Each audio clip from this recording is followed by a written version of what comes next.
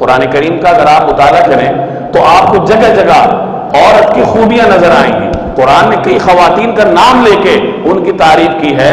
حضرت مریم علیہ السلام کا نام قرآن کریم میں آپ کو ملے گا۔ حضرت آسیہ جو فرعون کی زوجہ تھی ان کا تذکرہ آپ کو مختلف روایات اور مسلمانوں کے مذہبی لٹریچر میں ملے گا۔ حضرت خدیجہ الکبریٰ، حضرت عائشہ جیسے بڑی بڑی خواتین، بڑی نسبت والی خواتین، ان کا تذکرہ اچھے الفاظ میں آپ کو اسلامی لٹریچر میں ملے گا۔ تو عورت کا ایک نیا روپ اسلام متعارف کرواتا ہے جس سے کائنات اس سے پہلے ناواقف تھی۔ پچھلی مذہبی کتابوں کا حال دیکھ لیا آپ نے کہ ان کے ماننے والوں نے عورت کا کیا منظر پیش کیا ان میں۔ اب آپ قرآن کریم کو بھی دیکھ لیجئے، بطور مثال کہ سورہ قصص کو لے لیں۔ سورہ قصص میں عورت کا کردار جگہ جگہ واضح کیا گیا حضرت موسیٰ علیہ السلام کے واقعے میں۔ اب آگے جا کے حضرت موسیٰ علیہ السلام جب بڑے ہوتے ہیں اور نبوت کا اعلان کرتے ہیں اور مختلف حالات کے پیش نظر مصر سے ہجرت کر کے مدین جاتے ہیں اور وہاں ایک کنویں پر دو لڑکیوں سے ان کی ملاقات ہوتی ہے، تو قرآن کریم اس ملاقات اور وہاں پیش آنے واقعات کو بھی بڑی تفصیل سے بیان کرتا ہے کہ موسیٰ علیہ السلام وہاں پہنچتے ہیں تو اس کنویں پہ کچھ لوگ جمع ہیں جو اپنے جانوروں کو پانی پلا رہے ہیں، مرد بھی ہیں اور ایک طرف یہ دو بچیاں بھی کھڑی ہیں۔ تو حضرت موسیٰ علیہ السلام ان سے پوچھتے ہیں کہ آپ لوگ یہاں کیوں کھڑی ہیں، جانوروں کو پانی کیوں نہیں پلا رہے؟ تو وہ جواب دیتی ہیں کہ جب تک یہ مرد یہاں موجود ہیں ہم اس وقت تک اپنے جانوروں کو پانی نہیں پلاتی۔ وَأَبُونَا شَيْخٌ كَبِيرٌ، اور اپنے باہر نکلنے کی وجہ بھی بیان کرتی ہیں کہ ہم باہر اس لیے نکلی ہیں جانوروں کو پانی پلانے کے لیے کہ ہمارے والد ایک بزرگ ہیں، بوڑھے آدمی ہیں اور وہ باہر خود نکل نہیں سکتے، بھائی ہمارا ہے نہیں، مجبوری کی وجہ سے ہم باہر نکل کر اپنے جانوروں کو خود پانی پلاتی ہیں۔ اور یہ سارا پس منظر انہوں نے صرف ایک جملے میں بیان کیا کہ ہم باہر کیوں نکلتی ہیں اور اس کی وجہ کیا ہے۔ گویا ایک تعلیم دی کہ جب کسی عورت نے اجنبی مرد سے بات کرنی ہو ضرورت کے وقت تو مختصر سے مختصر بات کی جائے۔ اور اس واقعے سے ایک اور سبق یہ ملتا ہے کہ اگر عورت بامر مجبوری گھر سے باہر نکلتی ہے تو وہ مجبوری کے وقت نکل سکتی ہے بشرطے کہ اس کا والد وہ کام نہ کر سکتا ہو یا اس کے بھائی موجود نہ ہو۔ آگے یہی واقعہ تسلسل کے ساتھ قرآن کریم بیان کرتا ہے کہ حضرت موسیٰ علیہ السلام نے ان کی مجبوری کی وجہ سے ان کے جانوروں کو پانی پلایا اور وہ وقت سے پہلے گھر پہنچ گئیں۔ اب والد ان سے پوچھتے ہیں کہ آپ پہلے کیسے آ گئیں؟ انہوں نے جواب دیا کہ ہم اس لیے پہلے آ گئیں کہ وہاں کوئی اجنبی نوجوان تھا اور اس نے ہمارے جانوروں کو پانی پلایا۔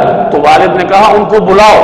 اب جب وہ لڑکی آتی ہے قرآن کریم اس کے آنے کا منظر بھی بیان کرتا ہے، فَجَاءَتْهُ إِحْدَاهُمَا تَمْشِي عَلَى اسْتِحْيَاءٍ، کہ ان دونوں بچیوں میں سے ایک بچی آتی ہے اور وہ بڑی حیا کے ساتھ چلتی ہوئی آتی ہے، حیا کے ساتھ چلتی ہوئی آتی ہے۔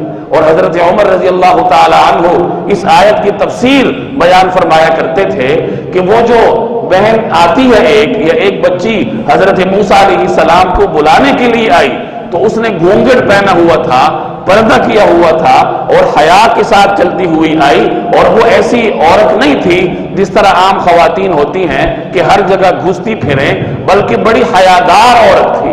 حضرت عمر رضی اللہ تعالی عنہ نے اس آیت کی تشریح کر کے گویا اپنا کلچر بھی بیان کر دیا کہ حیا کا مطلب یہ ہوتا ہے کہ عورت اگر باہر نکلے گی تو اس کے چہرے پہ نقاب ہوگا اور وہ مردوں کے ساتھ گفتگو کرنے سے یا ان کے ساتھ میل جول رکھنے سے احتراز کرے گی، اپنے آپ کو بچائے گی۔ تو یہ اب حضرت موسیٰ علیہ السلام کا یہ جو واقعہ قرآن کریم نقل کرتا ہے تو دو سبق آپ کو ملتے ہیں۔ ایک تو یہ کہ قرآن کریم عورت کو احترام کی نگاہ سے دیکھتا ہے، عورت کے کارنامے کو قرآن کریم بیان کرتا ہے اور جزیات کی حد تک بیان کرتا ہے۔ اور دوسرا اہم سبق یہ ملتا ہے کہ اگر کوئی عورت کسی وجہ سے باہر نکلتی ہے تو نکلنے کی گنجائش ہے، لیکن ان طے شدہ پابندیوں کی رعایت رکھتے ہوئے وہ باہر نکلے تو نکلے۔ اب آج ہمارے ہاں مغربی تہذیب کا غلغلہ ہے اور مغرب کی یہ کوشش ہے کہ عورت اور مرد کے درمیان مساوات قائم کر کے عورت سے وہی کام کروائے جائیں جو مرد سے کروائے جاتے ہیں۔ یہ جو کہا جاتا ہے کہ عورت اور مرد کے درمیان مساوات مساوات مساوات کے نعرے لگائے جاتے ہیں، مساوات کا نعرہ لگانا یہ عقل کے خلاف ہے۔ عورت اور مرد برابر کیسے ہو سکتے ہیں؟ تخلیقی اعتبار سے اللہ تبارک و تعالیٰ نے ان میں فرق رکھا ہے۔ جو صلاحیتیں مرد کو دی ہیں وہ عورت کو نہیں دی، کہ مرد دن دہاڑے دن کے 12 بجے پہاڑ کی چوٹی پہ کام کر سکتا ہے، عورت نہیں کر سکتی، فطری طور پہ نہیں کر سکتی۔ اور جو صلاحیتیں عورت کو دی ہیں وہ مرد کو نہیں دی، کہ وہ بچے کو دودھ نہیں پلا سکتا، جو کام عورت کر سکتی ہے وہ مرد نہیں کر سکتا۔ تو عورت اور مرد کے درمیان مساوات کے نعرے لگانا یہ کامن سینس کے خلاف ہے۔ اگر عورت اور مرد میں کوئی فرق نہیں ہے، یہ ہر اعتبار سے برابر ہیں، تو اللہ تعالیٰ نے دو پیدا کیوں کیے؟ دو صنفیں کیوں پیدا کی؟ پھر ایک ہی صنف پیدا کر دیتا، یا عورت پیدا کرتا یا مرد کو پیدا کرتا۔ دو صنفیں پیدا کرنے کا مقصد ہی یہ ہے کہ ان دونوں کے مقاصد مختلف ہیں، دونوں کے درمیان فرق ہے۔ تو یاد رکھیے، مساوات کا نعرہ یہ مغربی تہذیب کا متعارف کروایا ہے۔ اسلام کا جو نعرہ ہے وہ عدل ہے، مساوات نہیں ہے، عدل۔ اللہ تبارک و تعالیٰ نے عدل کا حکم دیا ہے، عدلو، عدل کرو۔ عدل کا مطلب یہ ہے کہ عورت اپنی ذمہ داریاں پوری کرے اور مرد اپنی ذمہ داریاں پوری کرے۔ تو ہماری اصطلاح عدل ہے، مساوات نہیں ہے۔ بہت ساری اصطلاحوں نے ہمارے کلچر کا برکس نکال دیا، ستیہ ناش کر دیا ہے۔ اب آپ عورت کو دیکھ لیں، گھر کا کام نہیں کرے گی، اس کو فیشن کے خلاف سمجھے گی، خاوند کی خدمت کرنا، بچے کو دودھ پلانا، وہ اس کو اپنے سٹیٹس کے خلاف سمجھتی ہے۔ لیکن باہر بسوں میں نوکری کرے گی، مسافروں کو پانی پلائے گی، ہوائی جہاز میں نوکری کرے گی، ہوٹلوں میں اجنبی مردوں کی بستروں کی بیڈ شیٹیں تبدیل کرے گی۔ تو یہ ظلم اگر عورت کے ساتھ کیا ہے تو مغرب نے کیا ہے، کہ اللہ تبارک و تعالیٰ نے اس کو گھر کی ملکہ بنایا تھا، اس کے حقوق مرد کے ذمہ عائد کیے تھے، اس نے عورت سے یہ تاج چھینا اور اس سے یہ حکومت چھینی، اس کو باہر نکال کے روڈ پہ کھڑا کیا۔ مساوات کے نعرے تو وہ لگاتے ہیں، لیکن ان کے ہاں بھی عورت کی جو تنخواہ ہے یا اس کی اجرت وہ مرد کے مقابلے میں کم ہے۔ اور اگر آپ اس زیادتی کے واقعات دیکھیں گے، جو ریپ کے واقعات ہوتے ہیں، تو سر فہرست آپ کو امریکہ نظر آئے گا، دوسرے نمبر پر آپ کو برطانیہ نظر آئے گا، تیسرے نمبر پر آپ کو فرانس نظر آئے گا۔